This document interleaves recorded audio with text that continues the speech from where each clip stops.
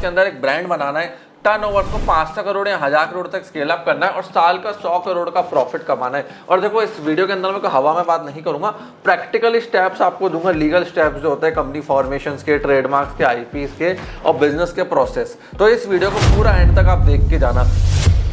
देखो आप पहली चीज समझो, 90% लोग सिर्फ आयुर्वेद के अंदर या D2C मार्केट जो ऑनलाइन चलाते हैं उसके अंदर कमोडिटी बनाते हैं, ब्रांड नहीं बनाते। जब तक आप ब्रांडिंग नहीं करोगे तब तक आप प्रॉफिट्स नहीं कमा पाओगे। प्रॉफिट्स ब्रांडिंग के अंदर है। तो जो लोग 100+ करोड़ का प्रॉफिट करते हैं उनको ब्रांडिंग समझ में आता है। अब देखो मार्केट 3 तरीके से ऑपरेट करता है। पहला है कमोडिटी सेलर्स का मार्केट, जैसे च्यवनप्राश हो गया, ऑयल्स हो गया, पाउडर्स हो गया, ये अमेजोन पे हमेशा कॉम्पीट करेंगे, लोअर लेवल का मार्केट है। फिर इसके ऊपर का मार्केट आता है प्रॉब्लम सोल्यूशन ब्रांड्स, जैसे हेयर फॉल हो गया, वेट लॉस हो गया, पीसीओडी हो गया, पीसीओएस हो गया, इन सब का ट्रीटमेंट करते हैं। ये सेकंड लेयर है। ये थोड़ी प्रीमियम कैटेगरी में जाती है जहां माल 1000 रुपए से लेकर 3-4 हजार रुपए तक का बिकता है। फिर इसके ऊपर आता है premium lifestyle Ayurvedic brand, luxury brand, जहां लग्जरी वेलनेस, स्किन, ये सब का काम किया जाता है, जो कि 4000 5000 से चालू होता है।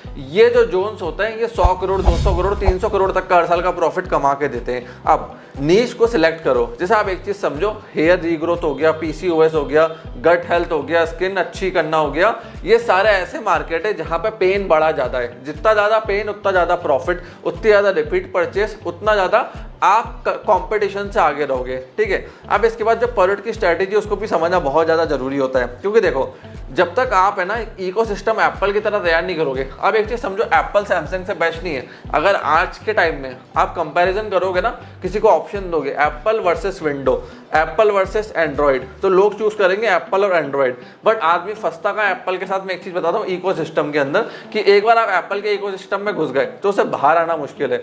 कनेक्शन नहीं है, क्योंकि अगर आप एप्पल का मैकबुक यूज कर रहे हो तो विंडोज को कनेक्ट करना या एंड्रॉइड को कनेक्ट करना बहुत ज्यादा मुश्किल हो जाता है। तो एप्पल इकोसिस्टम के चक्कर में जीतता है। आज एप्पल का प्रॉफिट जो 1 साल का वो 10 लाख करोड़ का है, वहीं सैमसंग 1-1.5 लाख करोड़ पटका हुआ है। आप इस चीज को समझो, ग्रोथ आती है इकोसिस्टम बनाने से। अब आप इकोसिस्टम को समझो, जैसे आपका हेयर ऑयल हो गया, शैम्पू हो गया, सीरम हो गया, इस सब का एक इकोसिस्टम पैकेज तैयार करो। जितना बंदा आपके इकोसिस्टम में रहेगा वहीं पे वो घूमता रहेगा, आपको छोड़ नहीं पाएगा। और देखो बहुत सारे लोग कंफ्यूज रहते हैं, मैन्युफैक्चरिंग सेटअप लगाऊं या दूसरे से आउटसोर्स करूं। हर स्ट्रेटेजी सक्सेसफुल होती है। आपके पास कॉम्पिटिटिव एडवांटेज का ये चीज देखो, मिनिमलिस्ट जयपुर की ब्रांड है, फंडिंग रेस करके फैक्ट्री लगा दी, 3000 करोड़ में ब्रांड को भेज दिया 3 साल में, सक्सेसफुल है।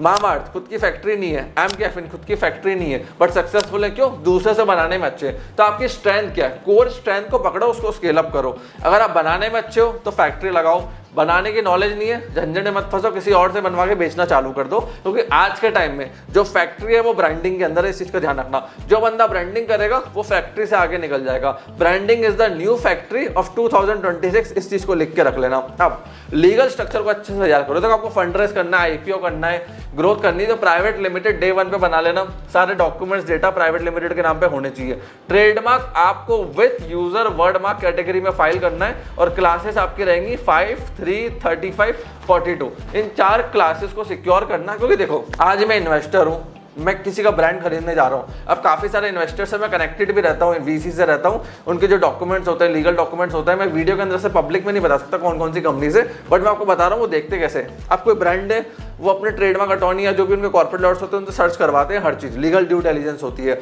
अब वहां पे हम देखते हैं कि यार भैया ये एक ब्रांड, बहुत सारे ब्रांड्स ऐसे हैं मार्केट के अंदर उससे मिलते जुलते और कॉपी हो चुका है और बहुत डाइल्यूशन है, तो उस ब्रांड में पैसा इन्वेस्टर लगाता ही नहीं है। फैक्ट्री तो कोई भी लगा लेगा, बट ब्रांड नेम सिक्योर नहीं है तो कुछ नहीं मिलने वाला। इस चीज का ध्यान रखना। तो ब्रांड नेम को 5, 6, 10 कैटेगरी के अंदर सिक्योर करो।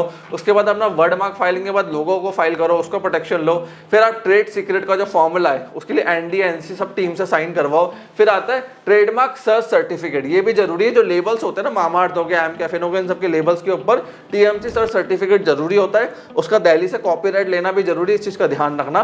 तब जाके आप 100, 200, 500 करोड़ का प्रॉफिट इमेजिन कर सकते हो। 100 करोड़ का प्रॉफिट इन सब डॉक्यूमेंट्स के बिना आप इमेजिन नहीं कर सकते हो। टीम साइज में आपको एक्सप्लेन करता हूं कैसे चाहिए। पहले आपको चाहिए एक सीटीओ।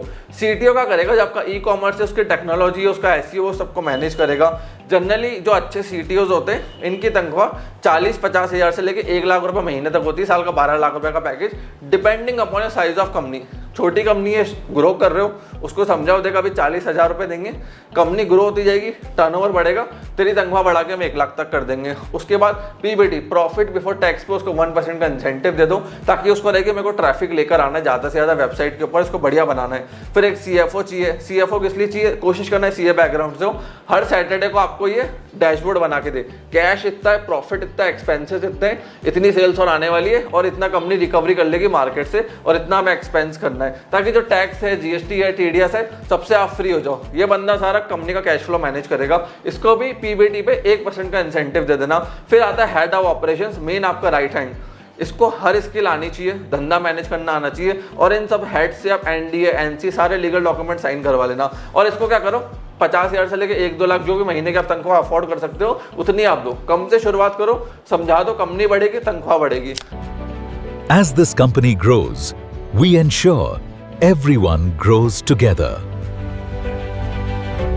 उसके बाद इसको पैट के ऊपर इंसेंटिव देना, प्रॉफिट आफ्टर टैक्स। अगर प्रॉफिट आपका 1-10 करोड़ रुपए तक है तो आप इसको 1% दे दो। 10 करोड़ के ऊपर का पैट कर रहे हो तो 2.5% पैट पे इसको इंसेंटिव दे दो, ताकि ये बंदा फोकस करे कि कंटिन्यूसली कंपनी का पैट बढ़े। जितना कंपनी का पैट बढ़ेगा और आप IPO में जाएंगे उतनी अच्छी आपको वैल्यूएशन मिलेगी। देखो आपको क्या लगता है, मुकेश अंबानी दिन भर धंधा चलाता नहीं है, वो लीडिंग ऑफ लीडर्स को मैनेज करता है कि जो ऊपर की कोर टीम है ना, टिकाना कैसे, ग्रोथ कैसे करवानी है, पैसे लेकर कैसे आने हैं। अब आपको एग्जाम्पल के थ्रू समझाता हूं।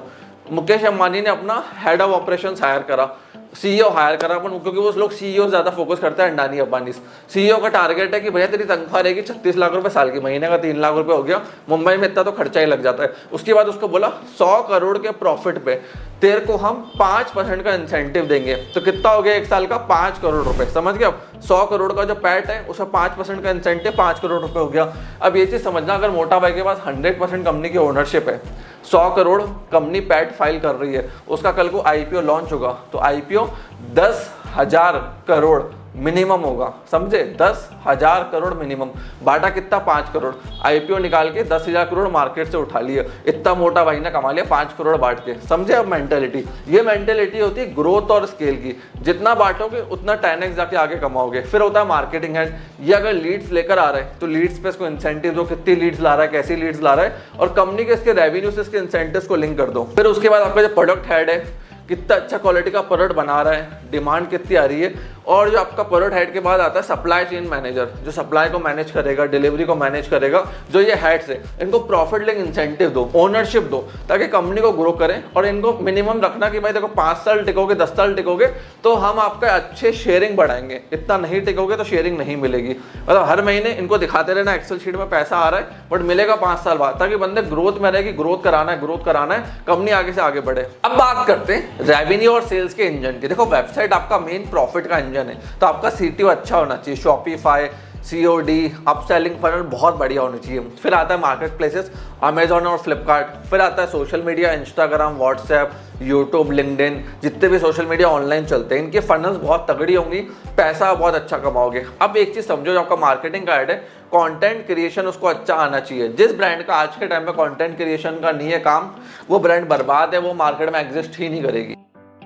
क्या प्रॉब्लम आपका प्रोडक्ट सॉल्व कर रहा है, बिफोर आफ्टर टेस्टिमोनियल, ये सारा कंटेंट सोशल मीडिया के ऊपर होना चाहिए। आपका मार्केटिंग हेड इन्फ्लुएंसर से कैसे मार्केटिंग कराता है, पेड एड्स पे कन्वर्जन कितना लेकर आता है, ये सारी चीजें यूनिट इकोनॉमिक्स जरूरी हैं। क्योंकि आप चीजें समझो, जो दिख रहा है सोशल मीडिया पे वो ब्रांड चल रही है, वो ब्रांड बिक रही है, और यूनिट इकोनॉमिक्स बहुत ज्यादा जरूरी है। जैसे प्रोडक्ट की कॉस्ट अगर 200 रुपए तो उसको 1000 रुपए से कम का मत बेचना, क्योंकि एड्स में आपके 300-400 रुपए लगेंगे, रिफंड आ गया उसमें, फिर लॉजिस्टिक में 100-150 रुपए, मिसलिनियस के 100 रुपए, टीम को चलाने का खर्चा, तब जाके प्रॉफिट आपका 200-250 रुपए कहीं 1 करोड़ पे निकल कर आएगा। समझे?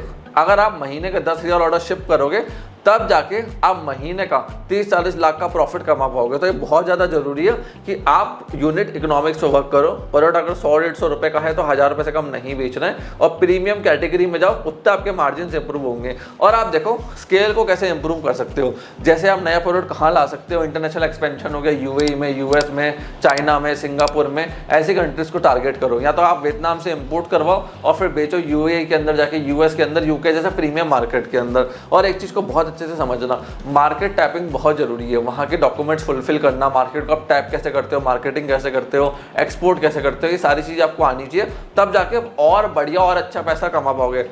हब से लाओ, मतलब जो चाइना वियतनाम मैन्युफैक्चर कर रहे हैं थाईलैंड वाले, और ऐसी जगह बेचो यूके यूएस, जब रुपीज़ की वैल्यू बहुत ज़्यादा है, आपको बहुत अच्छा पैसा मिलेगा।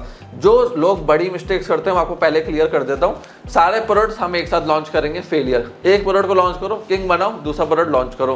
ब्रांडिंग को इग्नोर कर देते हैं, लीगल चीज़ों को इग्नोर कर देते हैं, भैया नहीं, ट्रेडमार्क, टीएमसी, लीगल मेट्रोलॉजी, सारे डॉक्यूमेंट्स आपको लेने हैं और अमेजॉन पे डिपेंडेंट होना। कल को अमेजॉन ने आपको डिलीट कर दिया, इन्फ्रिंगमेंट हो गया, डिस्प्यूट हो गया, प्रॉब्लम बहुत क्रिएट हो जाती है। वेबसाइट, अमेजॉन, फ्लिपकार्ट, हर एक जगह से इक्वल सेल्स आनी चाहिए। एक कहावत है, सारे एग्स को एक बास्केट में मत रखो, वो बास्केट नीचे गिरी, पूरा आपके एग डिस्ट्रॉय हो गए। तो आप डिस्ट्रीब्यूट करो वेबसाइट की सेल्स को, अमेजॉन को, फ्लिपकार्ट को, जिन जिन सोशल मीडिया प्लेटफॉर्म से, सब पे, ताकि आपको दिक्कत ना है। कंसंट्रेट नहीं करना है बिजनेस को एक जगह पे। और ब्रांड की स्टोरी को बेचो, फाउंडर की स्टोरी को बेचो, लोगों के एक्सपीरियंस को बेचो, फीडबैक को बेचो, वो बहुत जरूरी है। और देखो, आपको है ना 4 चीजें ट्रैक करनी है। कस्टमर एक्विजिशन कॉस्ट, ये डेटा आपका सीएफओ निकाल के देगा। Life time value of customer, ये डेटा भी आपके पास होना चाहिए। रिपीट रेट पर कस्टमर, ये भी होना चाहिए। रिफंड परसेंट कितना जा रहा है, ये 4 चीजें आपके पास हर हफ्ते आनी चाहिए। और जो ये चीज़ें उनको ऊपर नीचे आपको मैनेज करना पड़ेगा। आप जैसे कैश फ्लो है वो बढ़ना चाहिए, प्रॉफिट बढ़ना चाहिए, ग्रोथ आनी चाहिए। फिर सब्सक्रिप्शन मॉडल्स में आप जा सकते हो, उनमें भी बहुत अच्छी कमाई है। पता है कि हर महीने इतने सब्सक्रिप्शन आएंगे, इतना पैसा रिपीट मॉडल पे आएगा, बहुत अच्छे से कमाई होती है। जियो है, एयरटेल है, रिचार्ज बार बार होगा, हर महीने, हर हफ्ते या हर साल पैसा आता रहेगा, जो जो बंदे ने सब्सक्रिप्शन जिस हिसाब से लिया है, तो वो बहुत अच्छा मॉडल होता है। प्लस ऑटोमेशन सिस्टम को समझो, आपको ऐसा फाउंडर, ऑपरेटर नहीं, कंपनी को गाइड करने वाला, स्ट्रेटेजी देने वाला होना चाहिए।